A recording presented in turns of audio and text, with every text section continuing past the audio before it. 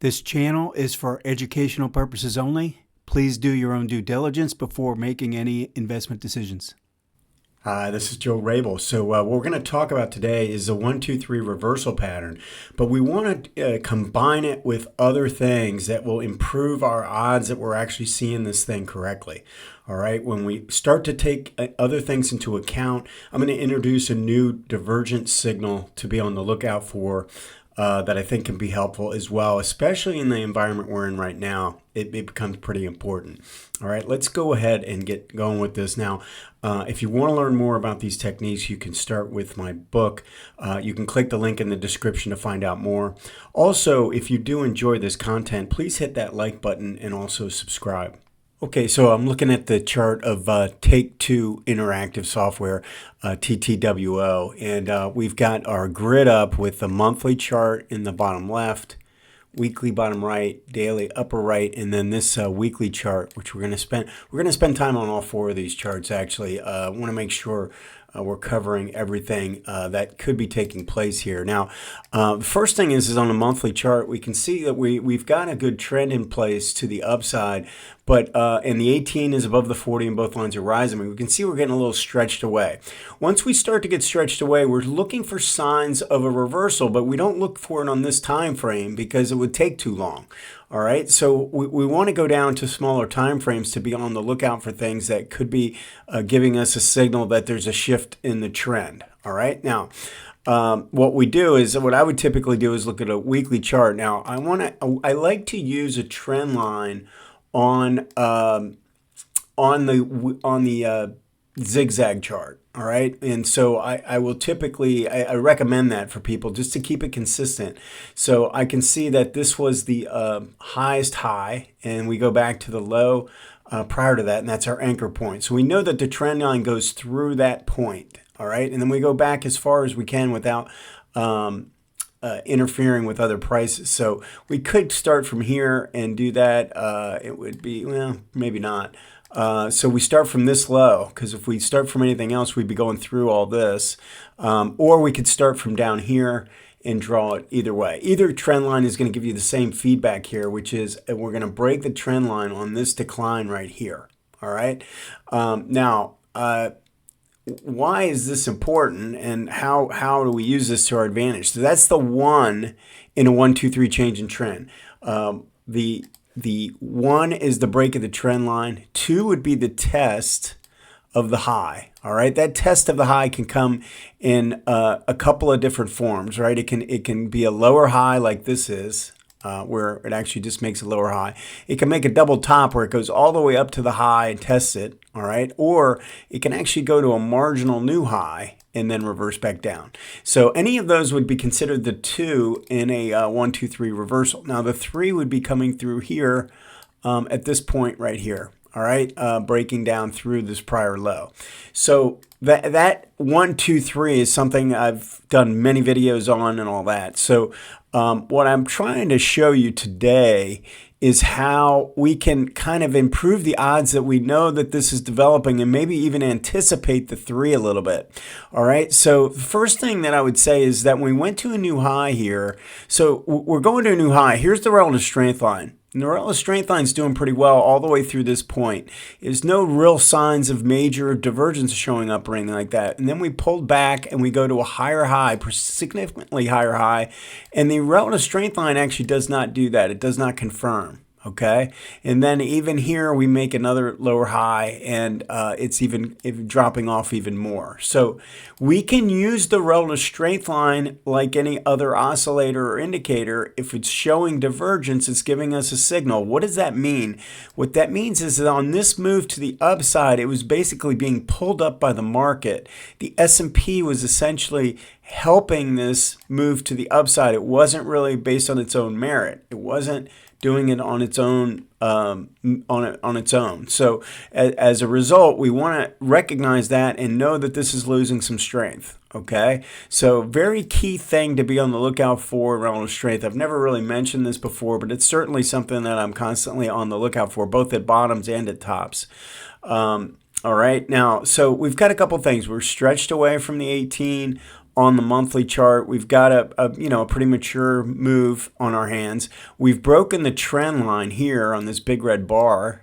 Okay, and we're showing now we're showing signs of relative strength loss. All right, momentum, not momentum, but relative performance is shifting. It was one of the stronger names, and now it's sort of losing that. All right, now on this drop that broke the trend line, we also made it all the way down to the 40 MA for the first time in this move.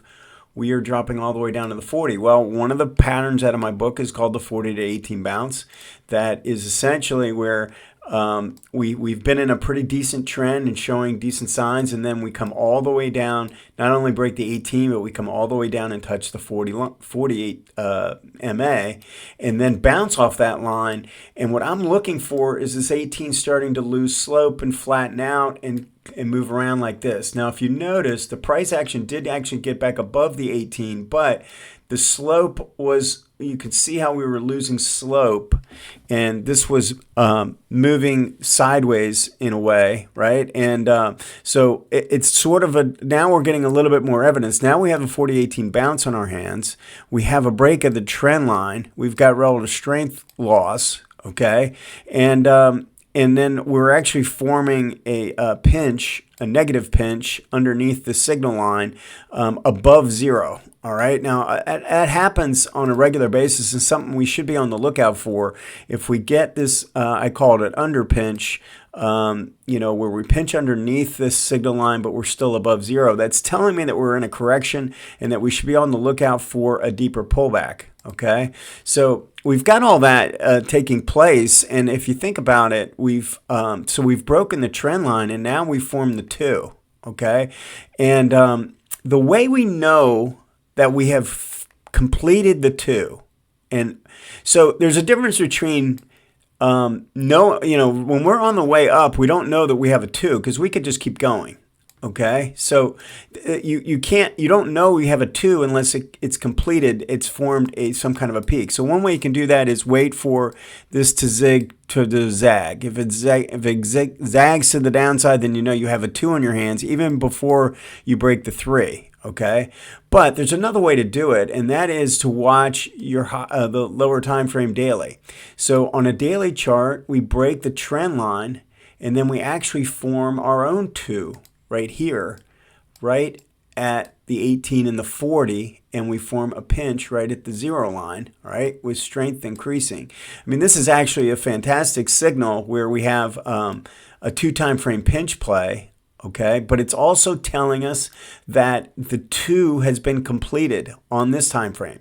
So when we get a 2 on this, once we break the trend line on this time frame, we form a 2, and basically telling us that at this point we've got a 2 that's formed on this time frame. All right, and I don't think we necessarily have to wait for the 3 either. If we're selling the stock because we've got enough evidence now that this is over, or if we're looking to short this stock, I would actually wait for this, obviously because of the overrun in the MACD to the upside. Now, if you notice, we had strong decline based on the 80X here, but we got no real sign of buying strength.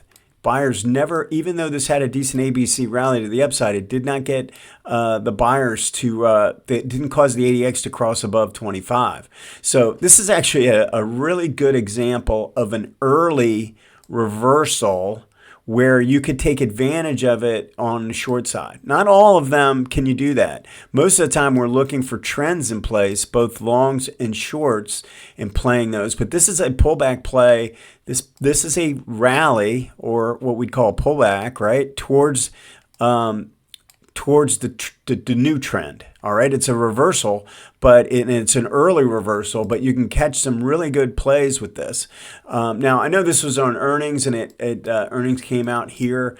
So, I mean, you might have been triggered in, you might have needed to get out before the earnings came out. But the point is that if we see all this in advance, you can anticipate some of what's taking place here. So, the first thing is that we got extended, right? And then the second thing is we broke the trend line on a big red bar, and we had a relative strength non-confirmation. Okay, and then we get the 40 to 18 bounce. So all of this is starting to play. When you get a 40 to 18 bounce, that's the 1 and the 2.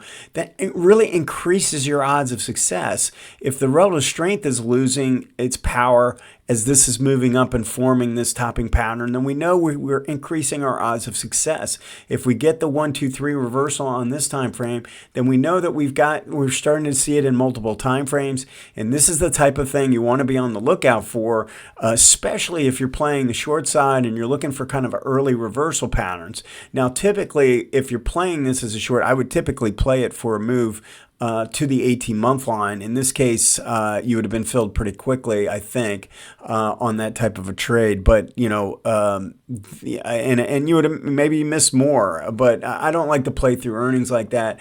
I think, you know, if you can take advantage of a signal and get out before the earnings with a 2-to-1 target or something like that, then I think it's worth it. All right. Let me know if you have any questions. We'll see you next time.